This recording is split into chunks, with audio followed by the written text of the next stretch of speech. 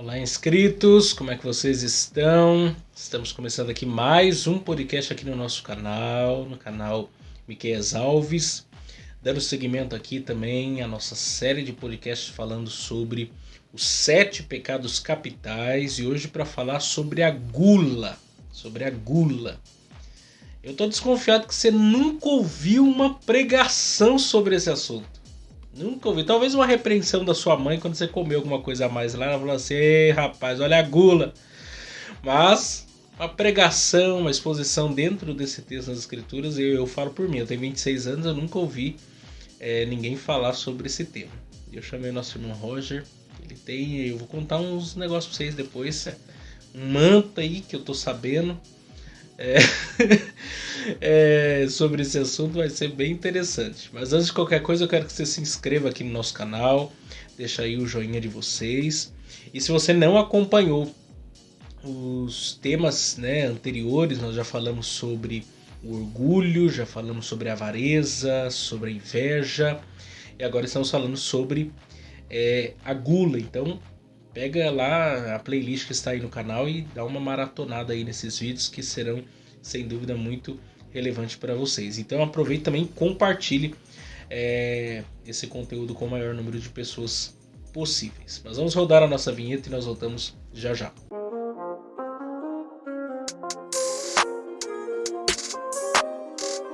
Muito bem. E hoje nós estamos recebendo aqui nosso irmão Roger. Vocês já conhecem ele aí, já esteve aqui no podcast falando sobre... O primeiro lá foi qual que você falou? Nem lembro agora. Sobre os deuses falsos, alguma coisa assim. Coração, né? Uma fábrica de ídolo, alguma coisa assim. Uhum. Falou sobre o amor romântico, teve com a sua esposa aqui, falou do sedução, sucesso, e agora sobre a gula, e vai ter outras oportunidades, já está agendado para um próximo já. Da outra série que nós vamos falar. Então você já conhece aqui o Roger, né? Tá estudando teologia lá, congrega com a gente na nossa igreja, e eu chamei ele para falar sobre a gula. Mas antes de ele falar sobre a gula, eu recebi informações quentes sobre a gula, que ele gosta de chocolate. Exageradamente de chocolate. Conta esse mistério do chocolate para nós aí. Quantos ovos de chocolate você comeu esse ano? Na verdade foi um só, né? O problema é que foi um... Um só que você ganhou, né? Você comeu um só. Foi um só, mas comi ele no mesmo dia, né? Ai, meu Deus. Na verdade, o meu problema é doce mesmo, né? Chocolate é só um dos... A ponta desse iceberg. A ponta desse iceberg consegue enxergar, assim. Qualquer açúcar que tiver no meio, pior que eu sou formiga também, mas não nesse extremo. Mas ele conseguiu me superar, viu? Conseguiu me superar. Mas vamos lá. Questão da gula aí. Não sei se você pesquisou alguma coisa sobre... o termo, né, a palavra glutonaria, alguma coisa aí, você pesquisou, fala aí pra nós. Eu pesquisei porque a gente já tinha conversado a respeito e é interessante, né, que tem até na minha Bíblia de Estudo Pentecostal, tem lá o termo glutonaria. Então, o que é colocado lá é como pecado excessivo, né, de não só do alimento, mas relacionado, que deu a entender ali, a prática cultural mesmo, de culto, né, de você se entregar à comida de forma idólatra. Né? Tem a ver com a adoração. Só que quando você pesquisa o termo glutonaria no dicionário, e você vai pegando ali os sinônimos, e você vai puxando todas as palavras que é associada, sim, a gula, né, que é um dos 7 pecados capitais e que é o que talvez é o que menos as pessoas se atentam, como você falou. Eu fico me imaginando se eu sou glutão.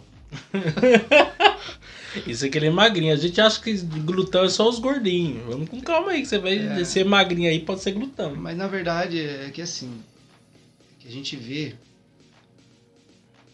por exemplo, na sociedade dos Estados Unidos, por exemplo, você vê que é uma coisa mais...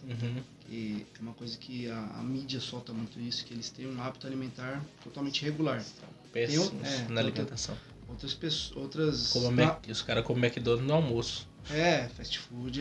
Então, assim, você vê que tem outras nações que já têm a vida mais regrada nessa questão de alimentação. Então, assim, é cultural também.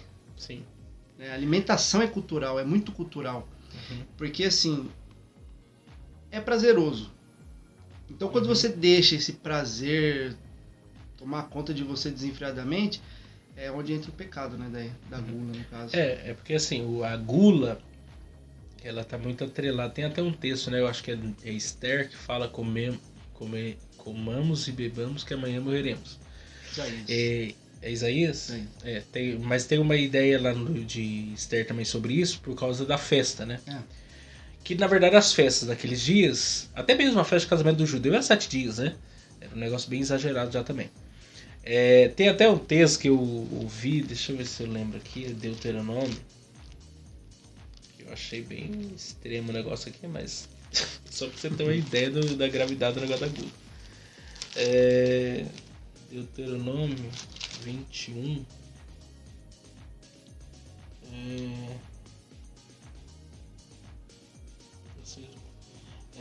Quando alguém... 18. Acho que é isso. Quando alguém tiver um filho contumaz e rebelde, que não obedece à voz de seu pai e à sua mãe, e castigando-lhes não der ouvidos, então seu pai e sua mãe pegarão dele e levarão os anciões da sua cidade à porta do seu lugar, e dirão aos anciões da cidade: este meu filho é rebelde contumaz, não duvida a nossa voz, e é comilão e beberrão. Então todos os homens da sua cidade apedrejarão com pedras até que morra, e tirarás o mal do meio de ti, para que todo Israel o ouça e tema. Olha só o nível do negócio. Os caras é apedrejamento porque o cara era comilão e beberrão. E rebelde, né? Cabeça dura, não aceitava a repreensão do pai. Aí, olha só o ensinamento que Deus dá em relação a isso. Tem até o outro texto também de Romanos 13. Pecado grave, né? Na verdade, eu acho que a questão da rebeldia com esse acréscimo aí, né? Além de tudo, é comilão e beberrão, ou seja... Então imagina, cadê o texto? Qual que é? Aqui, ó, Romanos 13. Andemos honestamente como de dia, não em glutonarias, nem em bebedeiras, nem em desonestidades, nem em dissoluções, nem em contendas e inveja, mas revestivos do Senhor Jesus, e não tenhais cuidado com a carne e as suas concupiscências. Porque a ideia da glutonaria, né, que é, vamos dizer assim, é a ponta do iceberg, ela é talvez a mãe de todos os vícios. Todas as vezes, essa compulsão, essa necessidade de preenchimento, às vezes até de um vazio emocional, espiritual, por satisfação dos prazeres carnais. Então, comer é prazeroso, por isso que a gente come, senão a gente também não comeria. Eu não sei se, por exemplo, eu tive Covid e você teve Covid. E eu perdi o paladar. Você perde a vontade de comer. Você come porque você precisa comer, mas você perde o gosto de comer. Você faz aquela macarronada legal, aquela carne bem, sabe, temperada, e você não sente gosto de nada. É a pior coisa, eu acho, que existe. Então, o alimento, essa coisa, tem a ver com prazer. Como qualquer outro tipo de vício. As pessoas são viciadas na bebida, nas drogas, e vícios sexuais, etc. Tudo isso tem uma raiz... todos esses vícios, né, essas buscas de satisfação tem a ver com isso. Essa glutonaria, esse excesso de tudo é em excesso. Você não consegue comer um docinho, você quer comer a caixa de bombom inteira, porque você não consegue parar de querer comer tanto. Compulsivamente, que é falta de domínio próprio, né? Esse que acho que é o grande ponto, né? Tanto que o fruto do espírito, que é contrário, que seria o oposto, é justamente o domínio próprio. Que na verdade, o que você falando, se a gente fala só da questão alimentar é que nem você falou, a ponta da iceberg, é uma coisa. Só que a glutonaria, se você pegar o sentido da coisa, você vê que essa necessidade de se satisfazer, você já estando completo, acaba te levando para também outros pecados. Sim, porque você vai precisar sempre de mais. né? É uma necessidade que, por exemplo, eu tô satisfeito aqui, me alimentei e tô satisfeito. Tá.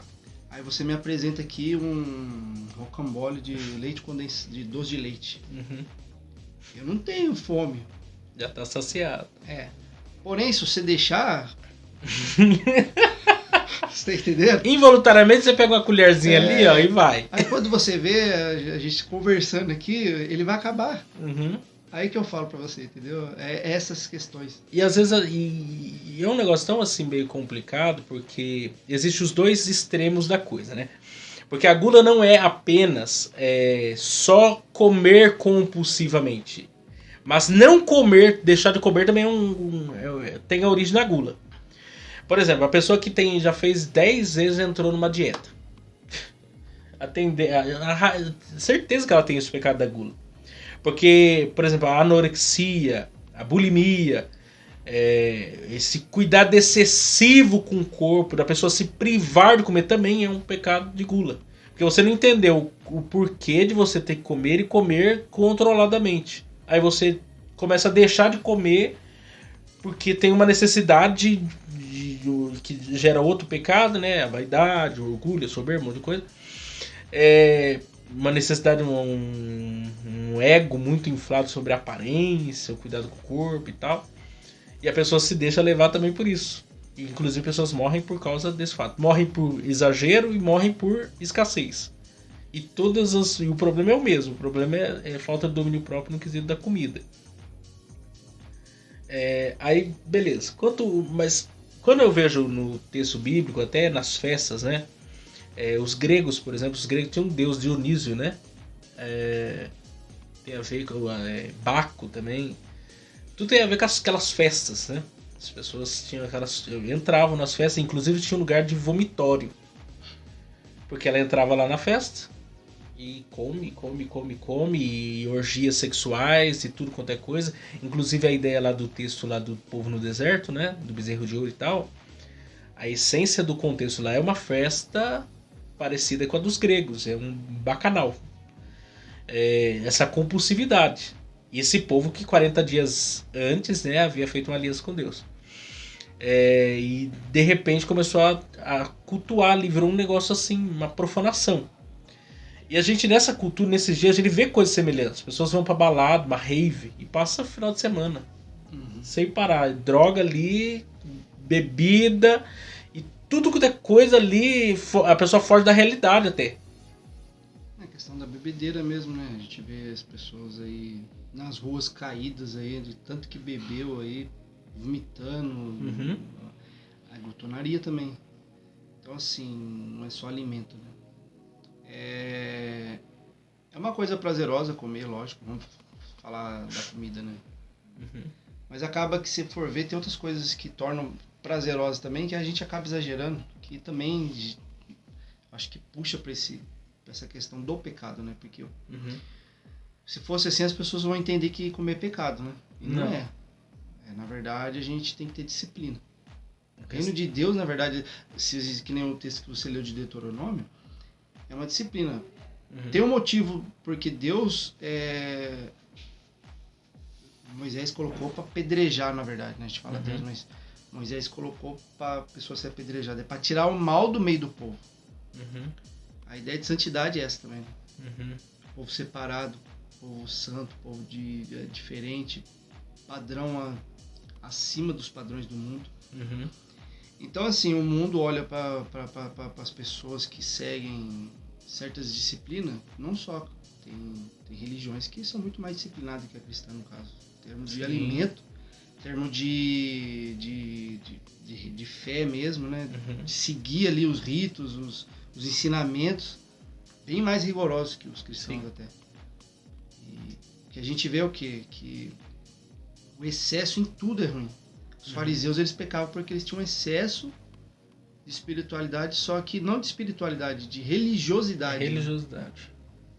Né? E o pecado deles era esse, porque daí o simples da palavra de Deus, que foi o que Jesus fez, simplificou o negócio, mostrou que acabou Jesus, de certa forma, até deixando a lei mais dura, se você for ver. Sim. Não, né? Sem tirar a essência da palavra. Eles tinham Era pura religiosidade que chegaram a dizer que Jesus era comilão e beberrão também. É. Porque Jesus, Não ele jejuava. sempre estava ali em comunhão, né? Às mesas, com os pecadores, publicanos, quem quer que seja. E eles associavam isso, esse Jesus aí, então é um beberrão, comilão aí, os seus discípulos aí nem jejuam. Já uma das Né? discussões foi essa. Várias né? questões ali, mas sem entender o contexto ali da questão. Por isso que a gente está dizendo aqui. E isso é complicado de identificar. Talvez seja esse uma primeira vez que você está ouvindo falar sobre esse tema, daí você fica pensando assim, será que eu sou guloso, né? Então, Ou será que eu... porque já cometi ou cometo esse pecado? É uma questão de avaliação. Porque tem um estereótipo claro que a Bíblia já nos dá, né, sobre isso. Pessoas entregam a bebida, comida em excesso, a falta de cuidado com o corpo. Né, você pega, nos Estados Unidos é um fato. Pode colocar na internet aí documentários sobre questão alimentar em relação aos Estados Unidos.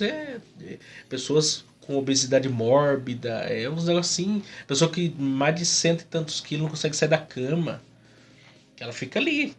Tinha até um programa no SBT no passado, né? Quem ganha perde. Aliás, Sim. quem perde ganha. Tem um programa americano que trata desse assunto. Tem até um doutor que é especialista em bariátrica para pessoas que estão acima dos 300 quilos. Que tem muito nos Estados Unidos. Uhum. Ela é meio que, vamos falar, comum mesmo. Então eles têm toda uma estrutura, o hospital, das Sim. camas, eles têm toda uma estrutura para esse tipo de pessoa. E é assim, antes de entrar na parte de tratamento, o programa mostra eles como que é a vida deles. Uhum. Como que eles chegaram naquele ponto. Porque muitas pessoas não é de nascença, porque tem uma coisa que é disfunção hormonal. Sim. Ali, que se não controlar, a pessoa engorda mesmo. Uhum. Da mesma forma que tem da pessoa que come bastante e não engorda, porque a disfunção que ela tem hormonal faz a queima muito rápida, tem essa pessoa que já não consegue queimar. Então ela tem essa dificuldade. E aí tem gente que acha que por causa disso ela não é gulosa. Porque não engorda.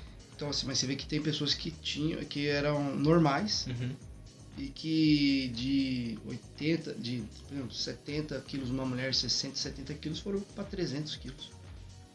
Questão de tempo assim, e você vê que a pessoa está nessa situação de não levantar da cama, de estar naquela situação dependente de outra pessoa, mas não deixa de comer. É compulsivo, ela não para de comer.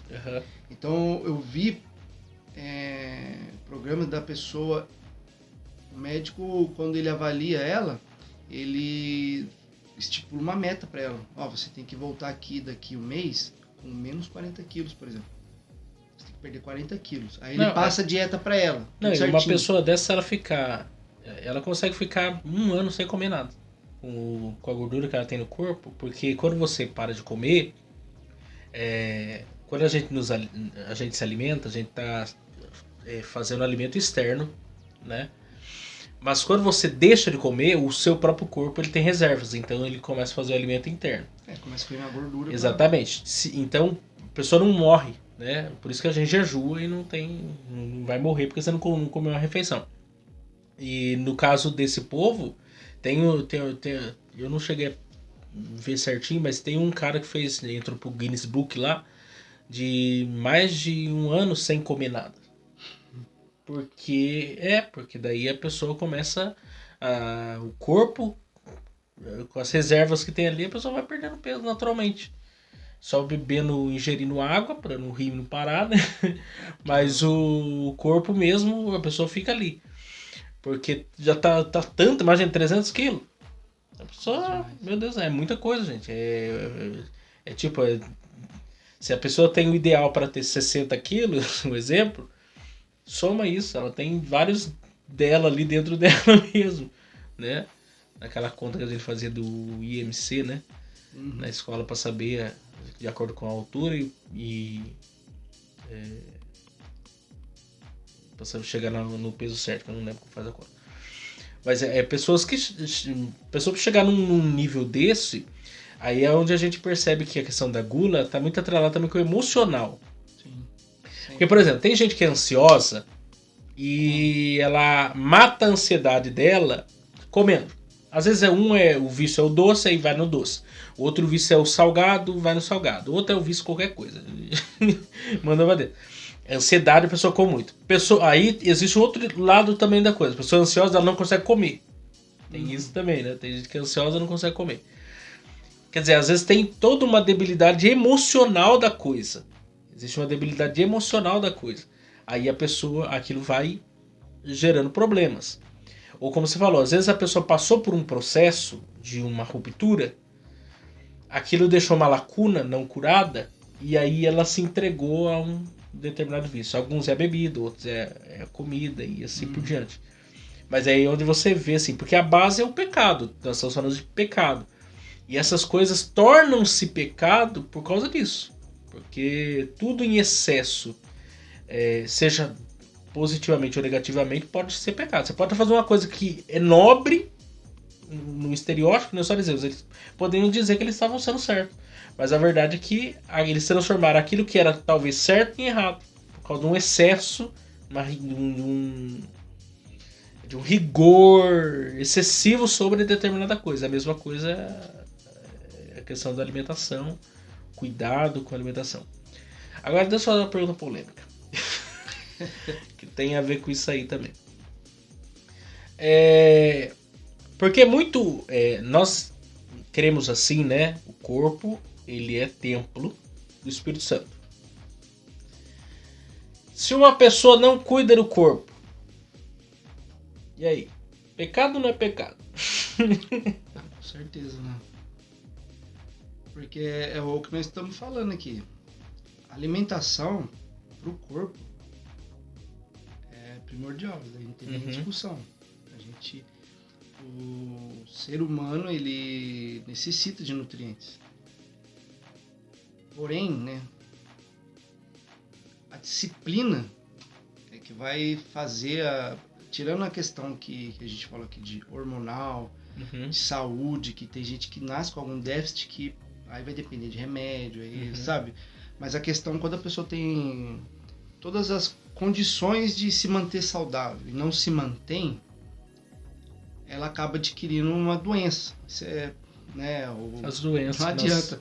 A lei da semeadura é aplicada em tudo na vida. Sim. Né? Você vai colher. Diabetes, pressão alta. E a questão do pecado, aí... por que eu vejo na questão do pecado? Porque Deus fez a gente para ser feliz. Para viver em harmonia. Com nós mesmos, né? Lógico, com Ele, nós mesmos, ser humano. Com as pessoas que estão à nossa volta. E para a gente promover o bem. Promoção, sabe? É um fazer o bem pro outro, todas essas coisas. Se eu não me cuido, se eu não cuido do meu corpo, se, sabe, eu me adoeço, eu começo, ao invés de eu ser solução de problemas, eu começo a ser problema, eu começo a gerar problema. E aí a gente olha para a sociedade, a gente começa a gerar problema até para a sociedade como um todo. Não só para nós, para nossa família. O sistema de saúde inteiro padece por causa de uma pessoa que não teve um cuidado ali prévio com alguma... Porque o interessante, Miquel, do programa você assistir, você ver, você ter essa empatia, né, com as pessoas, porque é interessante isso daí. Despertar você para orar também para esse tipo de... Porque a gente ora por vários motivos. E você começa a olhar para esse tipo de pessoa, o sofrimento que elas estão ali e o sofrimento que está na família. Porque mostra, depois as pessoas, por exemplo, a mãe do rapaz dando o depoimento do assunto.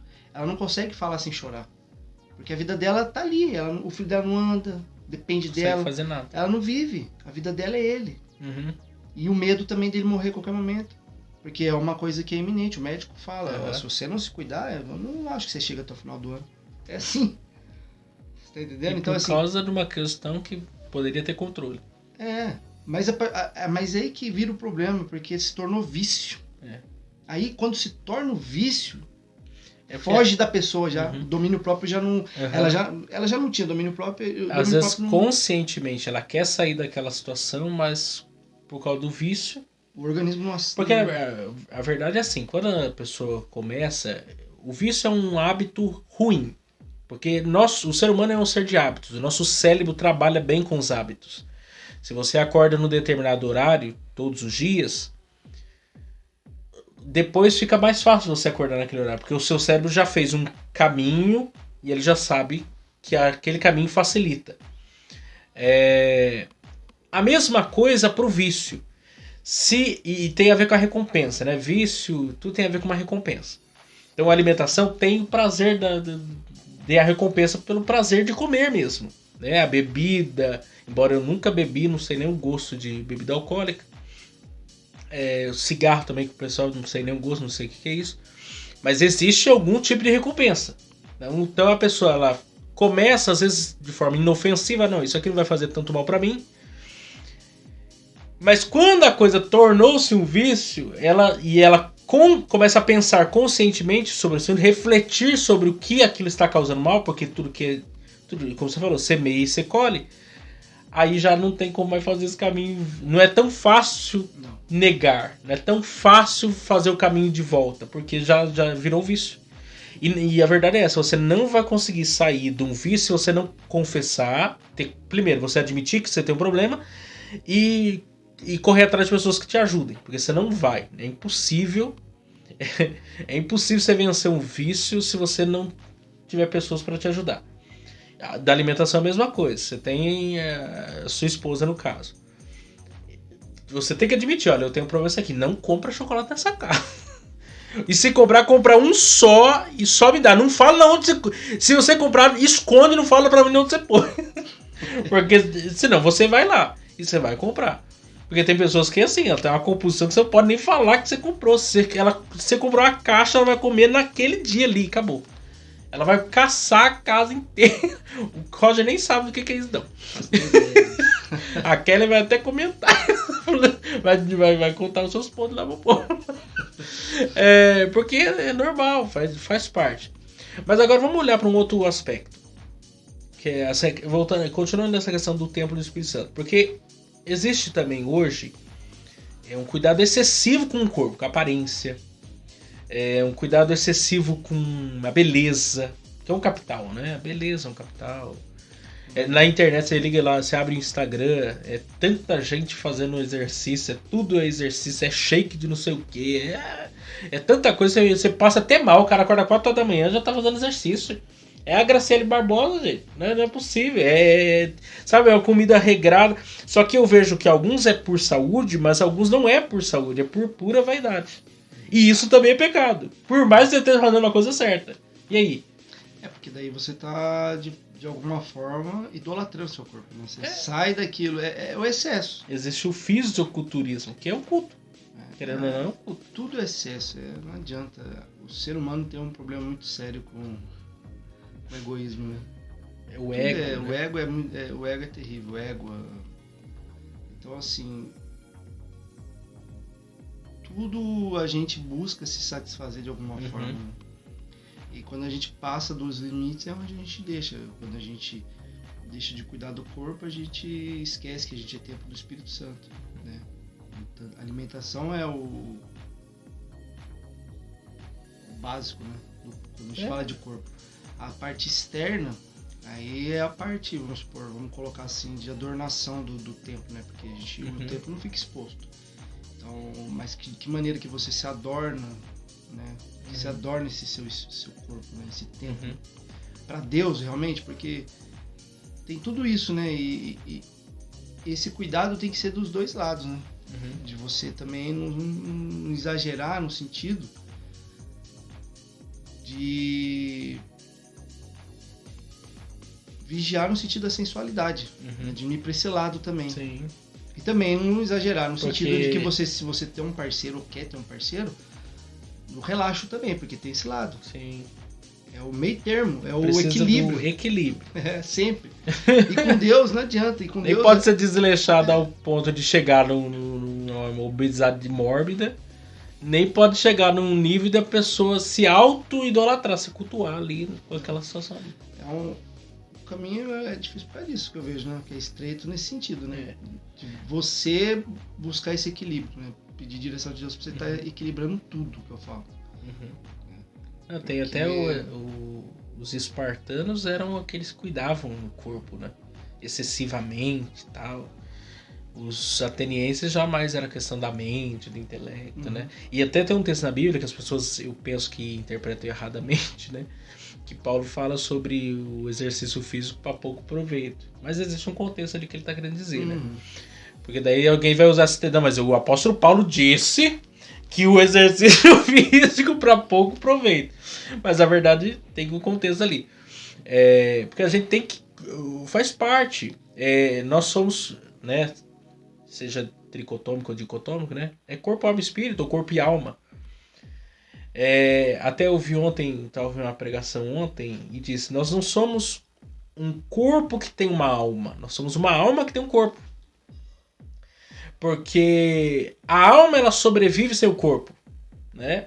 Se você morrer hoje, você vai ao paraíso. E a alma ativa no paraíso. A mesma coisa, o cara que morre sem Cristo, ele vai pro Hades. Ele já vive assim. O paraíso é um preâmbulo da glorificação e do céu, né? Da presença de Deus total, completa. E o Hades é o preâmbulo ali do inferno. De Deus, né? Mas tem a ver com o espírito, a alma que vai voltar para Deus lá. E esse corpo, Deus tem um propósito para esse corpo, entendeu? O corpo será transformado. No abrir e fechar de olhos, esse corpo vai ser transformado. Os mortos ressuscitarão primeiro. Deus, ele não é por um acaso esse corpo, né? Esse corpo vai ter uma finalidade. Deus não fez um mundo material, porque até isso aí é uma dúvida para nós tirarmos aqui. O ser humano, ele tem corpo, alma e espírito, ou corpo e alma, seja você dicotômico ou tricotômico.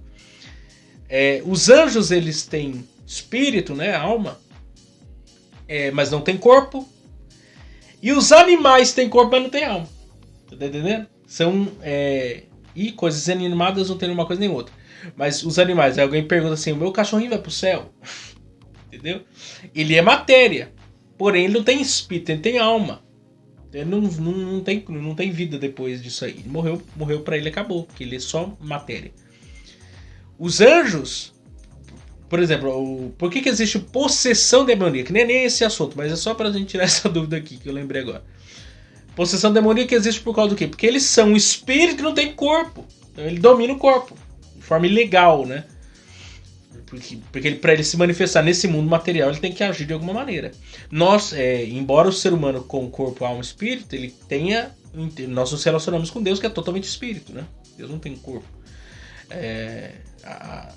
A não ser Jesus, né? Agora, Deus, ele vai usar esse corpo não vai ser descartável, não é uma coisa assim que eu vou jogar fora. Então, existe um cuidado com esse corpo, até pro nosso bem viver hoje. Como que eu vou viver bem? Como que eu vou ter uma alma boa, né? Uma cabeça boa? Porque tem gente que investe muito no intelecto, na mente e tal, nas disciplinas espirituais, mas no resto não investe. E vive uma vida infeliz por causa disso, porque você está desconectando o espiritual do material. E quando Deus trabalha, as duas coisas foram criadas por Deus, tem que refletir a sua glória. Tanto o cuidado espiritual quanto o cuidado material. Até mesmo a Bíblia diz, quer comamos, bebamos, tudo vamos fazer para a glória de Deus. Quer dizer, a Bíblia não é contra você comer. Antes que você faça isso, que reflita de fato a glória de Deus. O fundamento sempre é esse. Sempre volta para esse ponto aqui. Tudo que você vai fazer, glorifica a Deus. Aí você vai lá comer lá, sair lá com os amigos no rodízio de pizza, dá prejuízo pros caras. Sai passando mal, né? Sai com o bucho cheio, quase vomitando ali. O problema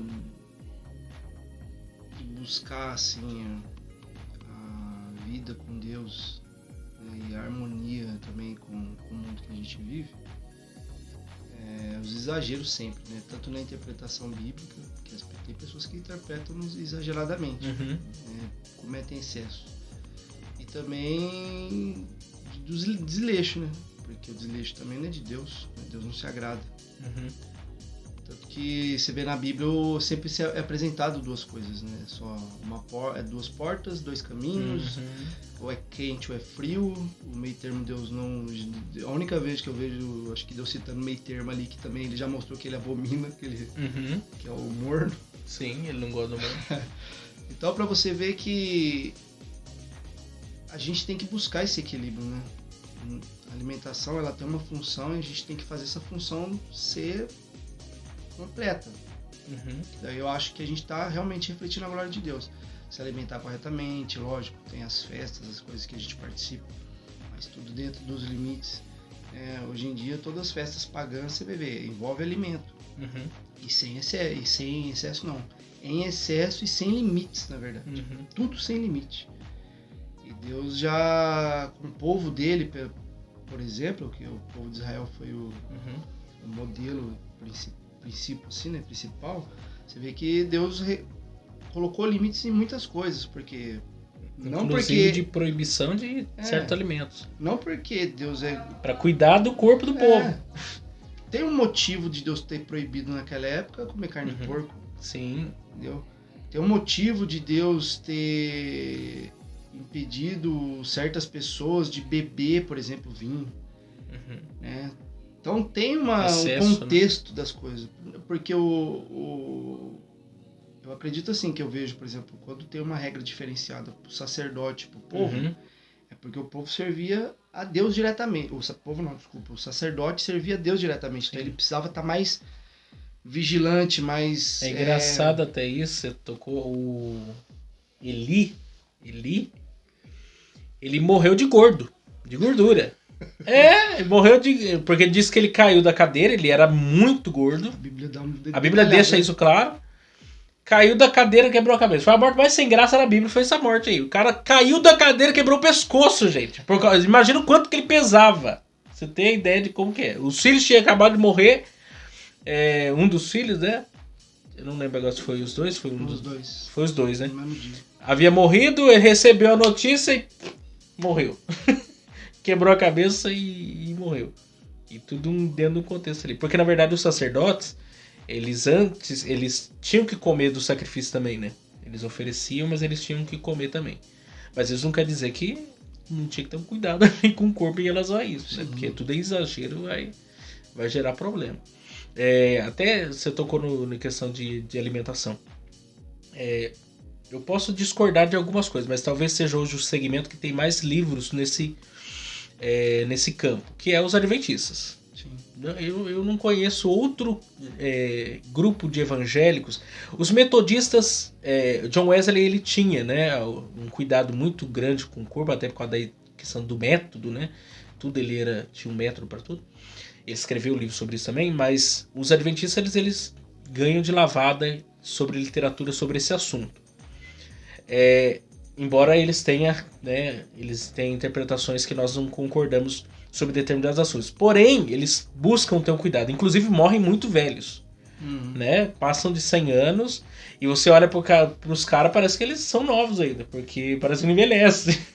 Mas porque tem um cuidado sobre o corpo, cuidado muito bom e é saudável, né? Isso daí é positivo, a gente deveria imitar isso aí. Só que, por exemplo, tem alimentos, tem coisas que teoricamente não deveria fazer parte do nosso cardápio.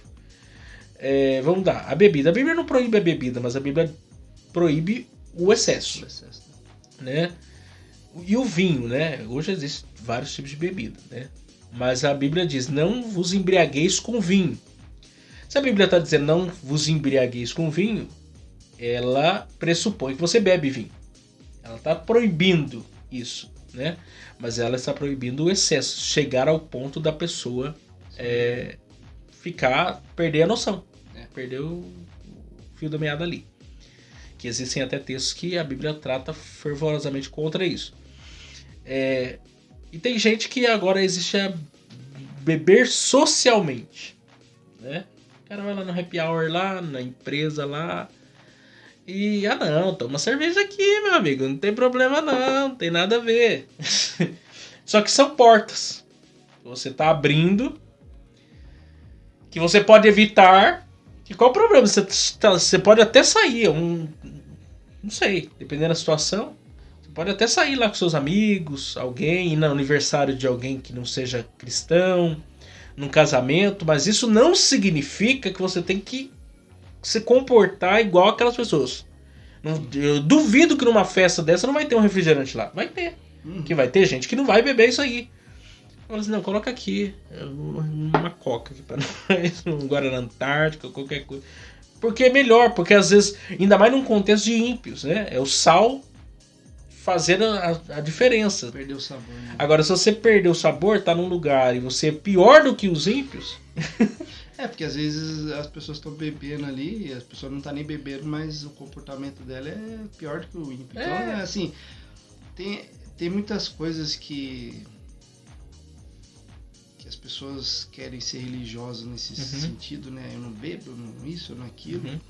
Mas os comportamentos, né, que acabam refletindo. E você buscar a perfeição, você dá lugar para a santificação acontecer na sua vida, é uma coisa diária.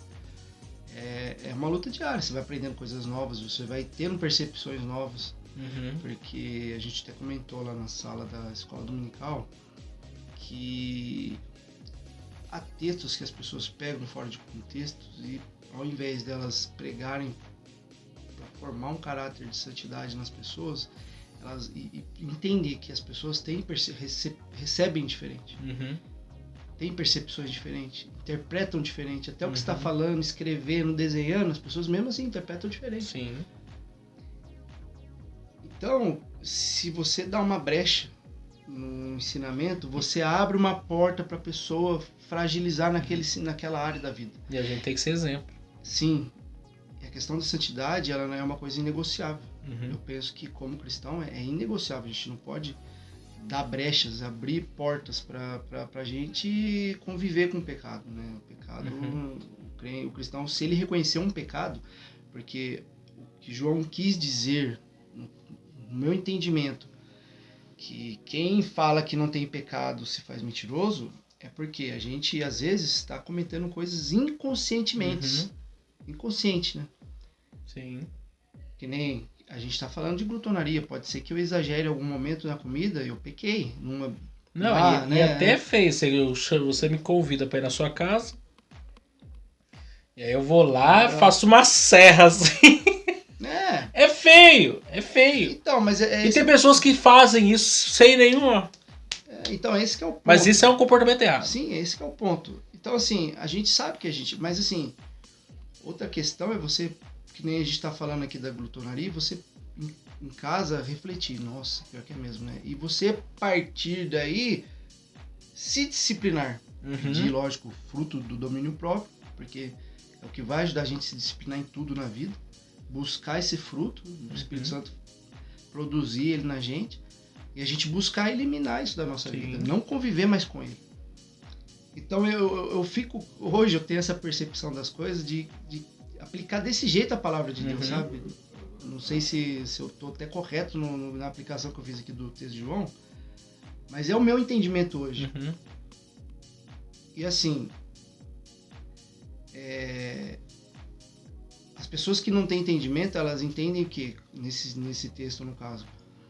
Não, todo mundo tem pecado. Então assim, a pessoa mente e ela dobra o joelho à noite, ora, pediu perdão, ela tá salva. Aí, então se Jesus vir enquanto ela tá dormindo, graças a Deus ela tá salva, ela tá dormindo. Mas quando ela acorda, a primeira coisa que ela faz é começar a contar mentira de novo. Aí fica com aquilo ali durante o dia inteiro dela que ela tá acordada. Aí chega de noite pra dormir, mesma coisa. Sim. Ou no culto. Chega no culto. Esse é um vício que seria nobre, mas a motivação já é errada. A pessoa já peca pensando que ela vai pedir perdão. Ela já sabe que ela... porque ela não quer ser liberta. Porque o arrependimento... lógico, a gente não existe, a Bíblia não diz quantas vezes você pode pedir perdão pelo mesmo erro, ou quantas vezes você não pode... A Bíblia não fala nada disso. Você pode errar de vez em quando. A questão está na sinceridade do coração. Porque às vezes a pessoa não está arrependida. E o arrependimento é mudança de vida, é metanoia. É mudança de mente. É ter uma nova perspectiva acerca do pecado. Aquilo tem que produzir uma angústia no seu coração a ponto de você tomar uma decisão de mudança. Só que tem pessoas que não têm essa predisposição, elas não têm essa vontade e acaba entrando num loop infinito de pecado. Um ciclo vicioso. Acaba você entrando e aí não funciona. Você acaba entrando num vício, no pecado mesmo. O pecado se torna um vício para você. E você não consegue se libertar dele, seja mentira, seja até murmuração, seja inimizade, coisas que você começa a ter como normal. Aí você começa a ver coisas acontecendo que você fala, não, isso é normal. É normal, acontece em todo lugar. Não, e esse que é o grande problema. E se acontece em todo lugar, aqui não pode acontecer. E eu vou orar para que lá pare de acontecer. Ainda tem um ditado que crente não bebe, mas come. Não. E aí o povo fica feliz ainda com isso aí. Não, mas come moderadamente. Come com sabedoria. Come para satisfazer a necessidade e depois vai comer outra refeição normal ali. A vida segue. Mas é um assunto bem polêmico, eu não vou aprofundar aqui, nós vamos aprofundar. Que o Roger vai trabalhar daqui a pouco. Ele veio gravar aqui antes de ir pro trampo aí. Falei assim, não, vai lá, Roger. Vai lá gravar pra nós tocar nesse assunto aí. Mas eu acho que a dica central aqui, eu quero incentivar você. Né? E começar por mim mesmo, desafiando a mim mesmo. Esse é um desafio meu pra 2022. Que eu quero crer em nome de Deus que eu vou chegar lá. Que é cuidar mais do corpo. Né? Fazer atividade física, cuidar da alimentação. Se for necessário, vá no médico, faça uma bateria de exames, busque saber como que você está. Nutricionista. Busque, se tiver condições, vai no nutricionista. Se não tiver, hoje na internet aí tem tanta coisa boa, gente boa para você seguir a respeito disso. E não se preocupar só com coisas espirituais, não. Quando você cuida do seu corpo, você se alimenta bem, isso também é espiritual. Isso também glorifica a Deus. Comer, beber, isso glorifica a Deus. De maneira correta, de maneira saudável.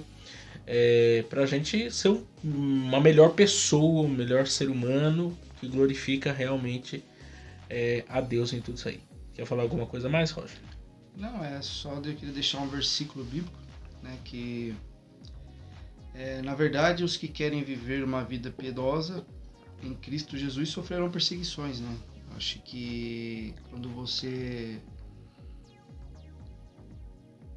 se coloca nessa de você se alimentar bem, de você... em tudo na vida, mas dentro daquilo que nós estamos conversando aqui sobre a gula, as pessoas vão falar.